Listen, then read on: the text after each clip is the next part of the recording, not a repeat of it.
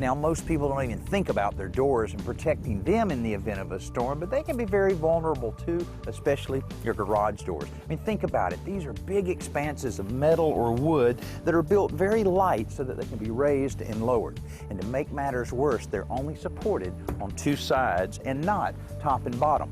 Now, there are kits available that you can install in the event of a storm so that you can provide that support, and it anchors it at the top and bottom. But if you don't have that option on the door that you have, you can still build your own support system. The important thing is to provide support in the middle of the span. For a two-car garage, there should be at least 2 extra points across that space. To anchor them, you can attach a piece of wood to the concrete floor with masonry screws or lead anchors. The braces themselves can be created by attaching 2 2x4s together in a T arrangement for additional strength. The braces are secured to the anchor board on the floor and also attached to the wall above the door. Because the door can't roll up with these braces in place, it's probably a good idea to disconnect the door operator when the support system is installed.